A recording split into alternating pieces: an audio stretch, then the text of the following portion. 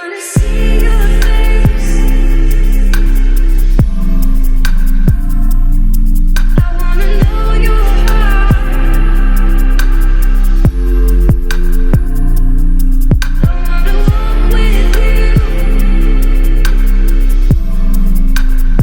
every day of my life, God. Hi! So welcome to Devos with Debbie again. This time I'm coming at you from the evening, even though I looked a little ratchet, just because it was a long morning, long day. But I'm just going to focus on a small passage in 1 Corinthians 3 that really stood out to me. So Paul's talking to the church in Corinth, and it looks like they're sort of being factioned, and they're identifying themselves with either being an apostle, like a discipled or baptized by Paul or by Apollos. And it's really interesting because he addresses this. He says, I planted, Apollos watered, and God gave the growth. So neither he who plants nor he who waters is anything, but only God who gives the growth. He who plants and he who waters are one, and each will receive his wages according to his labor. For we are God's fellow workers. You are God's field, God's building. And later he says, let each take care how he builds upon, like another's foundation. It's really interesting.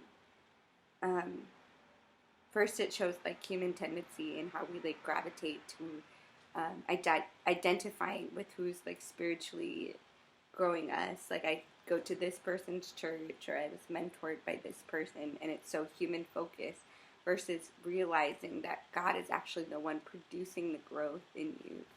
Wow, get a little more light in here. Yeah, like it's actually God producing the growth. But then it also shows like God's heart for discipleship. Like he wants us, like as Christians, to pour into others, to water, to plant seeds. Maybe even sometimes take the rocks off the soil. Like maybe you're not the one like planting the seeds or watering the plants, but you're like making the soil prepared for that seed to be planted. But God wants us in touch with that kind of ministry of discipleship in any stage that it is. But ultimately, God gets the glory. And this is so central. Like, it's not about us and our disciples and our work that we've done, the fruit that we've borne. But we need to just keep our focus right back onto God. Like God is the one doing any kind of growth. No human can open up blind eyes, like spiritually blind eyes. Only God can remove that veil. Yeah, and then also just being careful how you lay on someone else's foundation. Like it's especially important in the kind of work I do here, where it's easy to be upset with how other people have done things in ministry, and you kind of want to start like nix it and like discount them, but you realize like, okay, no, like we carefully build on each other's foundation so that each person can grow spiritually, and all the while like making sure that the foundation you are laying is not a foundation of human dependence for spiritual growth, but on God, depending on God. And that the foundation you're laying is scriptural, like it's scripturally sound. The way that you're mentoring like someone, you cannot be frivolous with it and say whatever you want to say, whatever comes to your mind. Like it's serious stuff. Like you are mentoring someone and you're pouring your heart into them, yes. You're sharing your life, yes. But you need to be preparing them spiritually. Like solid foundation. Mini tangent. Um, but it ends just with, I don't know. When I hear this stuff, I get so excited because I love mentoring, I love discipling, but I also have something that meets this excitement, which is like a feeling of inadequacy and like unworthiness and like I can't do it.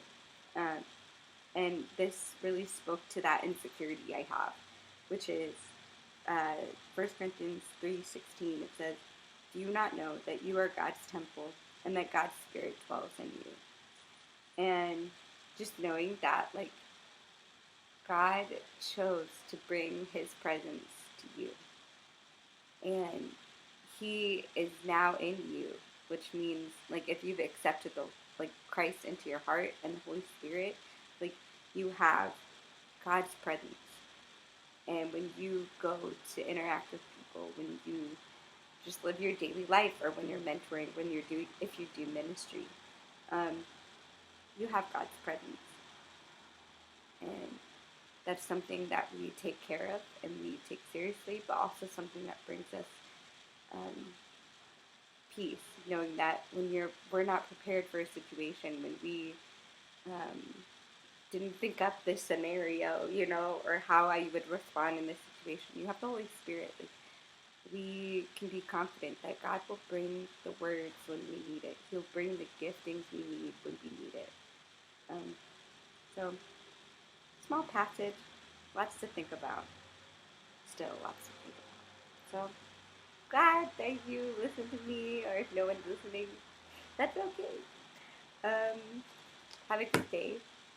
Bye.